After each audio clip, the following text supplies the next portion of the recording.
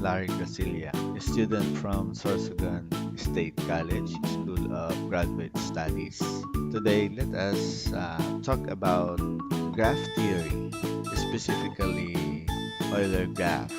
Let's study the Euler path, Euler walk, lines, and any other theorems related to it. And on the later part, let's try to solve the Königsberg bridge problem. Let's start. So let's start defining terms. Let's define walk. Walk is a finite alternating sequence of vertices and edges. For example, for graph 1, we have this graph. The blue dots here are the vertices. So the notation that we use is V1 for vertex 1, for vertex 2 is V2, and so on and so forth. So if you will count all of the blue dots here, all sums up to 6. So there are 6 vertices on these graphs. Now for the edge, these are the lines painted red, and you will notice that edge is formed by connecting the two vertex. For instance, here V1 is connected by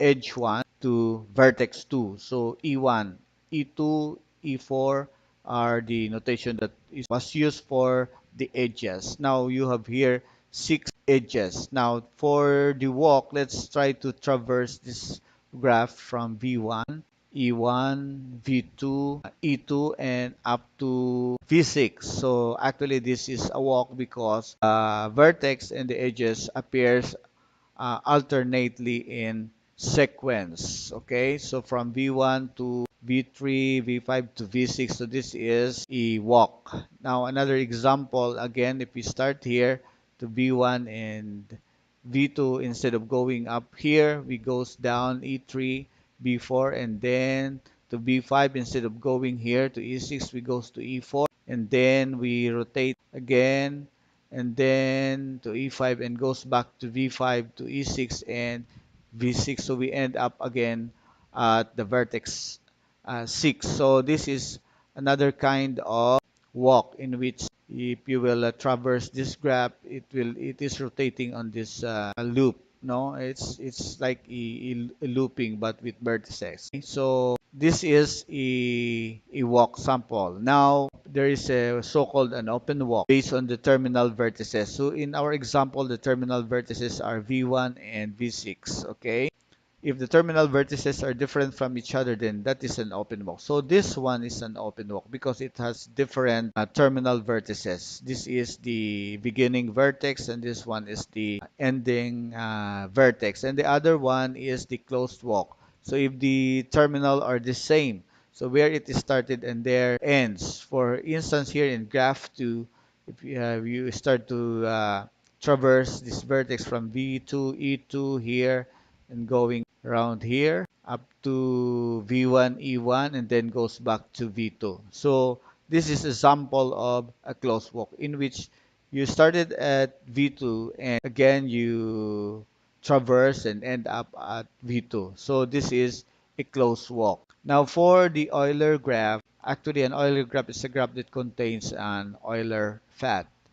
So what is an Euler path? Actually, an Euler path is a path that traverses each edge exactly once and only once. So you don't repeat hitting the edge, but it should be exactly once and only once. Okay? So actually, graph 2 is a good example of an Euler graph because you will notice here that edges only appear once, and it is a closed walk. It is actually a good example of Euler graph. Now for the degree of a vertex, the degree of a vertex is actually denoted by this one, deg open and close parenthesis v, small v. So for the definition, it is the number of edges incident on V or the vertex. For instance, here, vertex A, there are 4 edges attached here. So that those edges are the incident, no, to this vertex. For the degree of vertex A, it is 4 because there are 4 edges. For degree of vertex B, it has 3. and for D it has 3, and for C it has 2. So this is how you get the degree of the vertex. Okay, so let us have this theorem.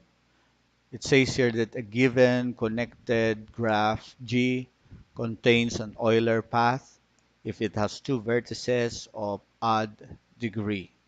For instance, graph A, which has four vertices and five edges, and graph B has again four vertices and six edges. Let's have this two examples.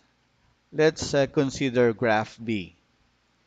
Okay, so you will notice that vertex 1 has three edges attached to it, which means that vertex 1 has a degree 3. So also with vertex 2, and most likely vertex 3 and 4.